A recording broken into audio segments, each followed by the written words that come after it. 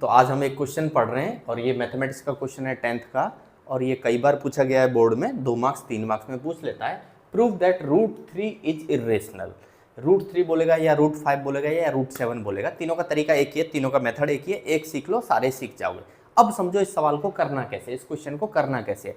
आपकी एनसीईआरटी की बुक में ये दिया थ्योरी में, रामायण लिखी हुई है, वो रामायण के तरीके से नहीं करना, इसका मैथमेटिक्स सीख लो, मैथमेटिक्स में कैसे लिखना है आपको। मान लो कि मुझे अपने आप को साबित करना है कि मैं इंजीनियर हूँ, भाई वास्तव में मैं इंजीनियर हूँ।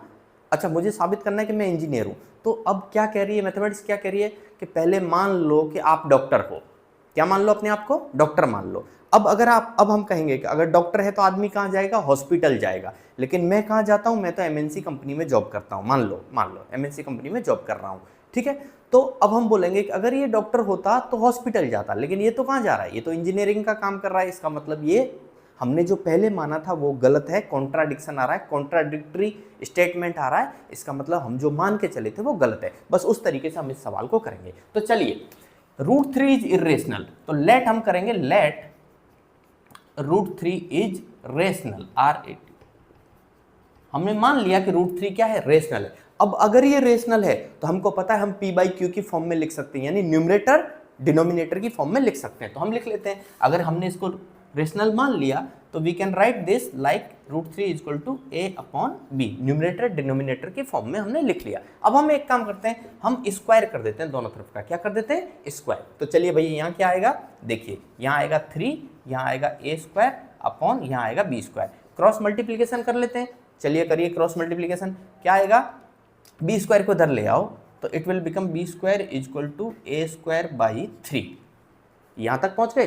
अब आपने एक थ्योरम पढ़ी होगी कि if any square is divisible by any number then the number will be divisible by that particular number. यानी मैं क्या कहना चाहता हूं कि a² अगर 3 से डिविजिबल है तो पक्का a भी 3 से डिविजिबल होगा।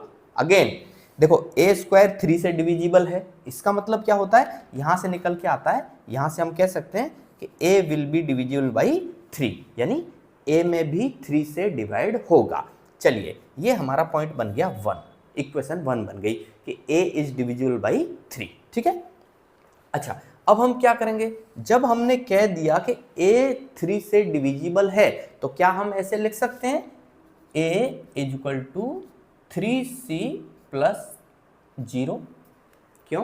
क्योंकि आपने यहां पे बोला कि a² में 3 से डिवाइड हो सकता है, कंप्लीट डिवीजन हो सकता है, तो a में भी 3 से डिवीजन हो सकता है। अगर a में 3 से डिवीजन हो सकता है तो फिर आपने एक इक्वेशन पढ़ी होगी, a equal to bq + r। पढ़िए भैया, r यानी रिमाइंडर, बचा क्या वो। अब जब कंप्लीट ही भाग जा रहा है a में 3 का तो बचेगा क्या? कुछ नहीं। और यहाँ c क्या है? c क्या है? c क्या है? क्वोशिएंट। क्या है? क्वोशिएंट। और 3 क्या है? डिवाइजर। 3 क्या है? डिवाइजर। और a क्या है? डिविडेंड, है ना।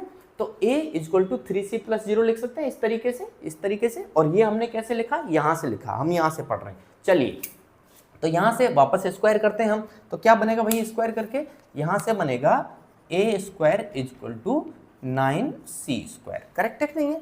अब मैं एक काम करता हूँ, मुझे पता है, यहाँ से मुझे पता चल रहा है कि मेरी a² की वैल्यू क्या आ रही है। देखो तो जरा, a² की वैल्यू क्या आ रही है यहाँ से गौर करो। यहाँ से मैं कह सकता हूँ a² इक्वल टू 3b², है कि नहीं? कह सकता हूँ ना। बस इस a² इक्वल टू 3b², ये वैल्यू को यहाँ पे a² की जगह पे हम पुट कर सकते हैं। तो मैं क्या लिखूंगा नेक्स्ट स्टेप में? a² की जगह लिखूंगा 3b²।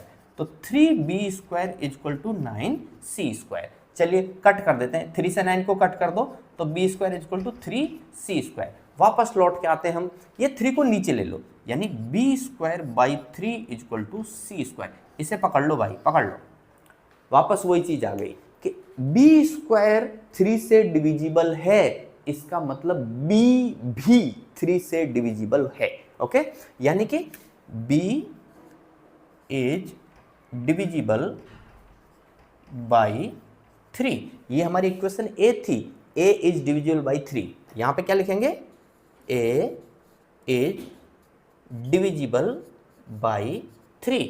और यहां पे हम क्या बोल रहे हैं? b is divisible by 3। अब आप सोचो कि अगर a और b दोनों 3 से डिविजिबल हैं, दोनों 3 से डिविजिबल हैं, तो तो फिर जीसीडी क्या हुआ भैया दोनों का, ए और बी का जीसीडी क्या हुआ, तो ये इक्वेशन 1 और ये इक्वेशन 2, इन दोनों के आधार पे हम बोल सकते हैं GCD of A and B equal to 3। क्या होगा, ए और बी का जीसीडी क्या होगा, 3 होगा। और आप यहां देखो, जब आपने ए और बी माना था तो यहां तो आपको पता ही नहीं था कि ए क्या है बी क्या, कुछ नहीं पता था। तो इस केस में यहां पे शुरुआत में आपका जीसीडी क्या था, आपका जीसीडी क्या था 1।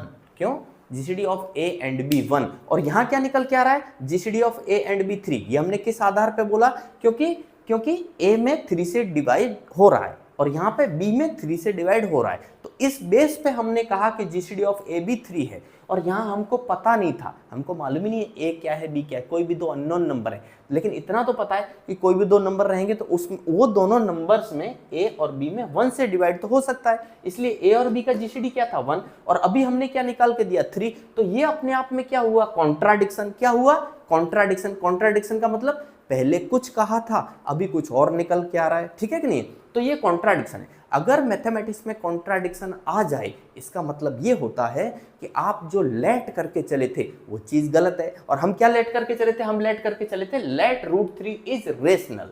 तो हम आगे लिखेंगे कि भाई यहां जीसीडी 1 था और यहां जीसीडी 3 आ रहा है, दिस इज कॉन्ट्राडिक्शन। क्या लिखेंगे, this is CONTRA contra DICTI1, this is contradiction, so √3 is irrational। बस गाइस, और ये क्वेश्चन 2 मार्क में 3 मार्क में हर 1-2 साल में बोर्ड में पूछा जाता है। सो गाइस इस तरीके से आपको लिख के आना है, इसलिए हम यहाँ नीचे लिखेंगे that's why √3 is irrational। Correct है।